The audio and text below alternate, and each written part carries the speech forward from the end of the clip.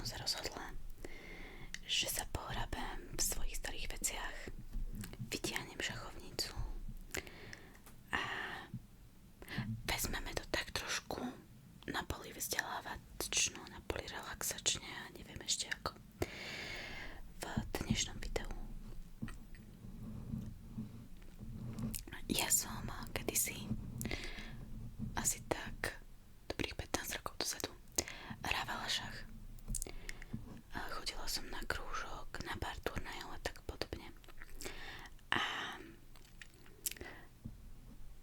v dnešnom videu by sme sa mohli pozrieť trošku hlbšie do tejto kráľovskej hry. A pozrieť si nejaké stratégie a podobne. Mám tu pripravené dve hry, ktoré by som vám chcela ukázať. Prvá hra ja mám niekde poznačené aj mená, ale aj taký nevyslovím dobre. Každopádne prvá hra je taká moja obľúbená. Keď som ju videla, tak sa mi tak strašne zapáčila, že som sa ju naučila. Samozrejme už si ju nepamätám, mám pri sebe knihu, z ktorej tú hru viem, takže pôjdem podľa nej. Takže jedna hra bude taká, čo sa mi strašne páči a raz sa mi ju aj podarilo na niekoho zahrať a vyhrala som. A bol to lepší hráč ako ja, takže som vtedy bola za to strašne šťastná. A druhá hra, ktorú vám dneska ukážem, by mala byť taká tá klasická varianta talianskeho otvorenia. Pretože pre tých, čo neviete, tak v šachu je známe, že žiadna hra nie je rovnaká, lebo respektíve každá hra v šachu je iná. A máte veľa možností, ako môžete hru začať. A tie ťahy, v ktorými hru otvárate, tak ono tie najčastejšie, najznámejšie sa aj nejako volajú a majú označenie nejakej hry podľa nejakej tej stratégie, ktorá za tým otvorením má byť. Ja nemám úplne pripravené vysvetľovanie na štýl, čo je šach a čo sú otvorenia a koncovky a takéto veci. Ak by vás to zaujímalo, dajte vedieť do komentára, môžem sa v nejakom videu zamerať čisto na to. Ale dnes som tu teda kvôli tým dvom hrám, čo vám chcem ukázať. Ak by som mala v priebehu videa nejaké zapatlané ruky od niečoho veľmi podobného cestu, tak je to z toho dôvodu, že vedľa pre vás natáčam ďalšie video a to cesto s tým tak trochu súvisí. No a my sa poďme vrhnúť do tejto hry. Začneme hrou, ktorá ma pred 15 rokmi strašne oslovila a strašne sa mi páčila. Je to inak hra Impuša a Korenka z Mníchova z roku 1899. A začína takto. Toto je klasická varianta otvorenia. Jazdec C3. Ak sa budem siahať po figurke a potom chytím inú, je to spravidla kvôli tomu, že na mojej šachovnici nie sú súradnice, podľa ktorých hrám. Takže preto. Jazdec F6, to bude toto. Strelec C4. Tu. A jazdec berie E4. Táto hra skončí tak, že by mal vyhrať biely. Ale vlastne tým, že jazdec berie E4, tak pokiaľ vám to nevezme, tak do tejto hry sa ani pustiť nemôžete. To znamená, že vlastne záleží aj od čierneho, či vám umožní túto hru zahrať. Na druhej strane ale čierny tým niečo sleduje a má za tým nejakú svoju taktiku. Najznámejšie je, že keď zahráte to, že vezmete pešiaka na E4 a biely vám to vezme jazdcom, tak vytiahnete toto pešiaka na D5 a v tom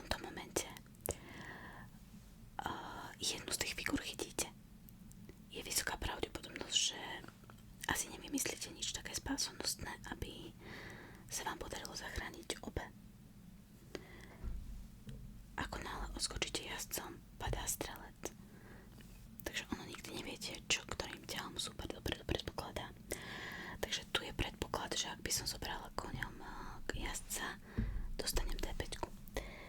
V tomto prípade pri tejto hre ono samozrejme potom sú nejaké spôsoby, ako to hrať aj s tými vidličkami a tak podobne. V tejto variante hry sa však jazdec neberie. Berie sa strelcom pešiak F7 a dáva sa šach. V momente, ako dáte šach, tak super musí riešiť primárne ten šach a až potom sa môže venovať nejakým iným taktikám. Najskôr musí vyriešiť nejako napádanú figúru, respektíve figúru, ktorá napáda kráľa. V knihe je aj komentár k tomuto kroku, tak vám ho poviem, respektíve prečítam. Bielý to skúša inak. Neberie jazdca hneď, ale vkladá proti opäť strelca. Zrejme v snahe prekaziť súperové potenciálne a budúce plány na rošádu. Asi taká najočividnejšia varianta alebo stratégia, čo sa tým ďalom môže byť, je to, že keď kráľ vezme strelca, čo musí, tak biely vezme koňa a tým pádom materiálne budú sily približne vyrovnané. Ale ono to nie je iba o materiály, tam potom sú rôzne veci. No, nejdem z toho zachádzať, lebo by som sa odklonila od tejto hry. V tejto hry kráľ berie strelca, tam nemá na výber, proste toho strelca treba riešiť. A jazdec berie E4. Z tejto pozície by mohol čierny napríklad zahnarať D5, aby ohrozil tohto jazdca.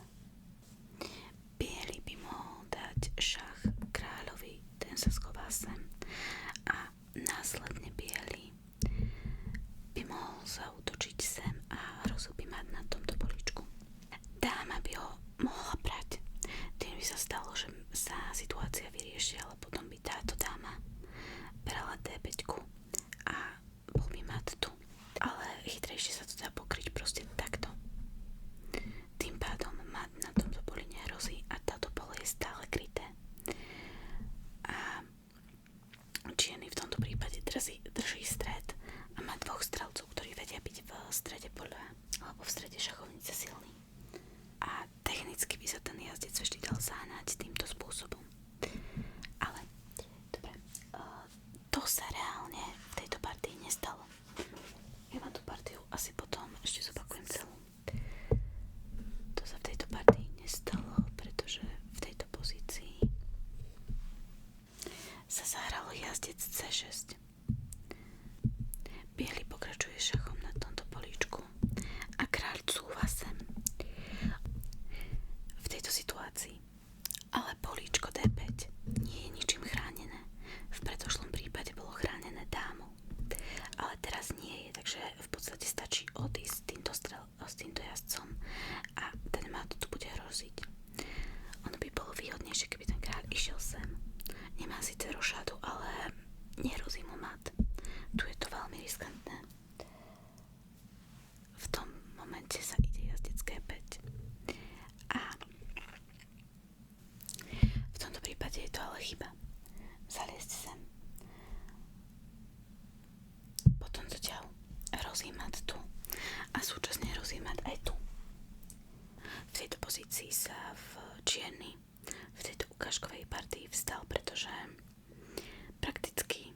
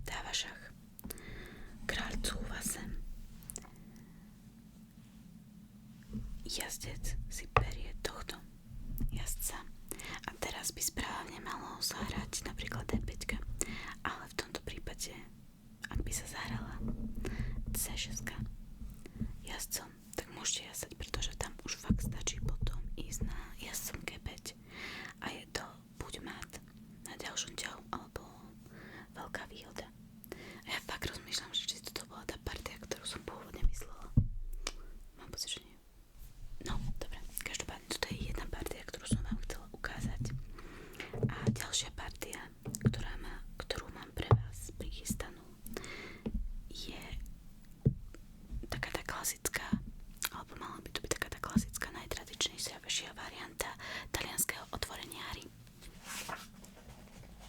Pozerala som si to a to nebola hra, ktorú som chcela ukazovať. Ale dobre, tú pôvodnú vám ukážem, ako stane v tomto videu čas, alebo možno v nejakom ďalšom. Uvidíme. Teraz tu mám pre vás takú klasickú variantu otvorenia talianskej hry.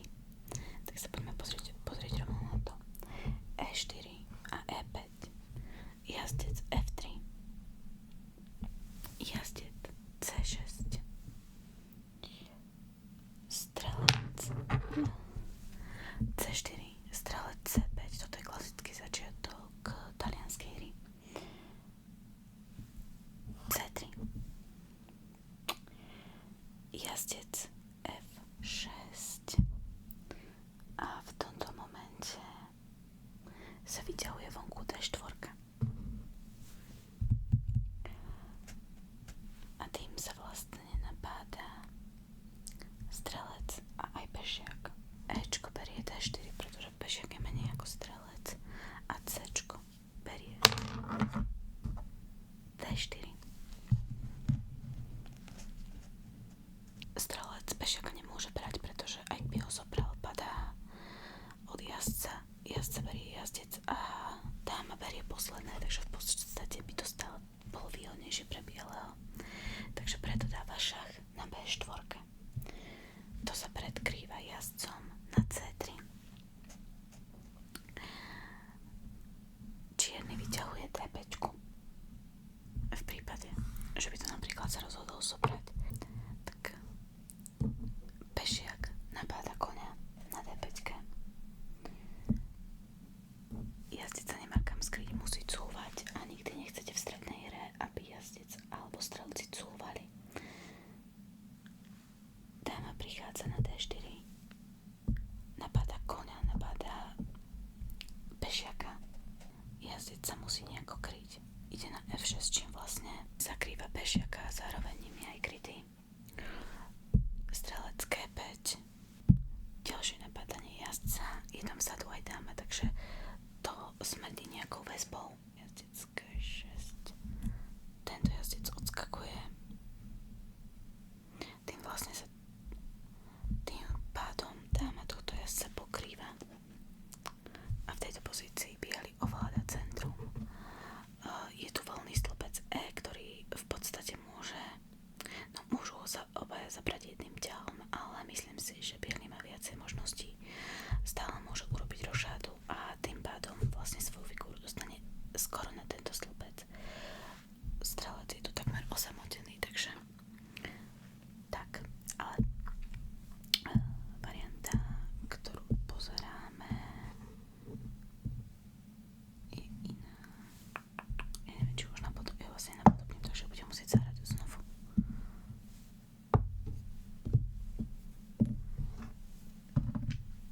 Takto vyzerá klasické rozberanie partii v šachu, hej.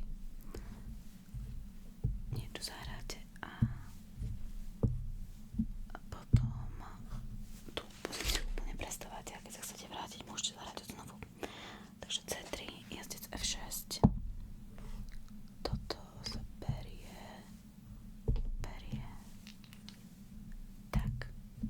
tak, dobre, a tu sme skončili. Dobre, pokiaľ sa nechceme naťahovať tu, tak sa urobí toto. D5. Ečko si tu D5 zoberie, to je jasné. Ale tým pádom už má dvoch zvojených pešiakov, čo nie je bohvie čo v šachu. Zároveň jazdec berie D5. Je krytý dámou a zároveň tento jazdec je vo väzbe, takže ho nemôže brať. Bielý urobí rošádu.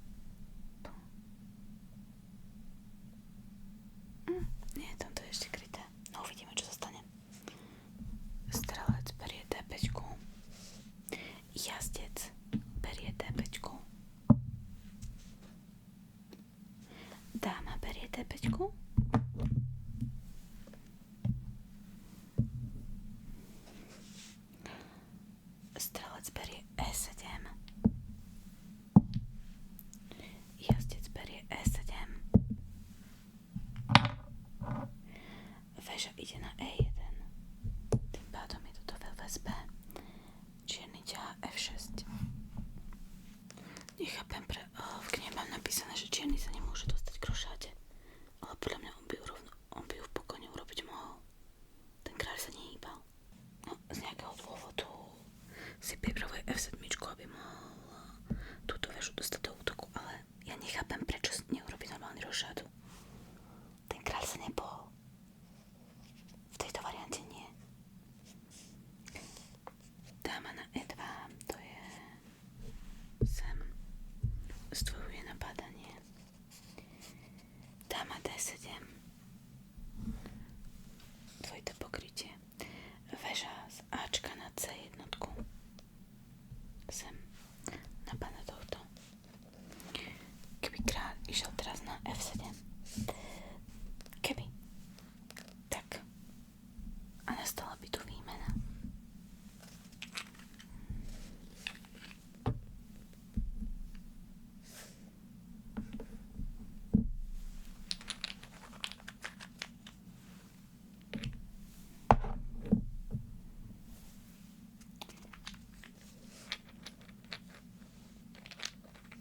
V tomto prípade pri tejto výmene, pri prijatie tejto výmeny má biely pešiaka a jazdca na viac. Zároveň dáva šach a má väžu už pomerne hlboko. Tam v podstate kráľ musí ísť zo šachu a získava ďalšieho pešiaka. Takže v tejto variante, alebo v tomto zápase sa to nehralo a do tejto výmeny sa nešlo.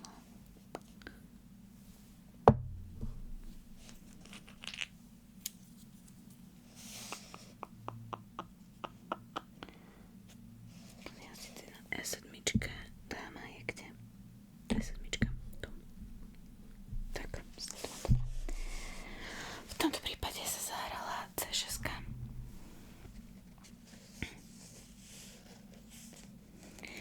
Čím sa snažíme vyhnúť tomu, aby sa nemohla prísť väža. Biely zahráva D5, čo znamená, že napáda tohto pešiaka. Tento ťah je popisovaný ako veľmi dobrý z viacerých dôvodov. A to v tomto momente jazdec nemôže toho pešiaka brať. Aj keď pešiak padá zadarmo, tak ako vezme pešiak, tak sa jednak môže stať to, čo sme si ukazovali.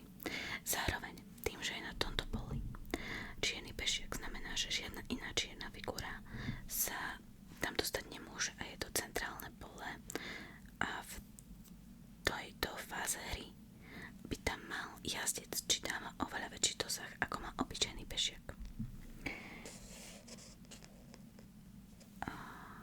Čierny zobral toho pešiaka. Jazdec ide na D4. Tak. Kráľ F7 kvôli tej rošáde, ktorá nechápem, prečo sa nemôže spraviť. Jazdec E6. Jazdec E6. A tento jazdec ide na E6. Tu by je rozilo väža C7, ktorá bude krytá a tým pádom dáma by tam mala nebezpečenstvo. Väža z stĺpca H na C8. Dáma G4. Kde je G4? Tu. Ako náhle odskočí tento jazdec a podľa možností tá dáma, ak sa nejako pokrie, tak bude napádať aj dámu a za ňou aj väžu. Malá G6. Sem.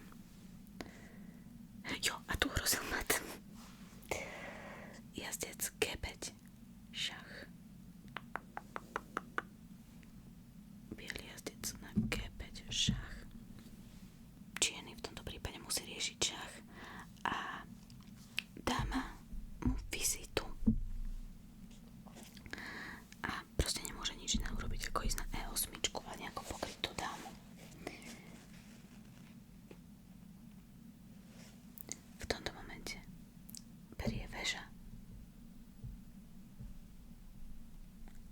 E7? Jo, táto väža berie E7 a dáva šach. Tu by sa zdalo, že by mala dáma brať. Ak by dáma vzala, tak väža berie C8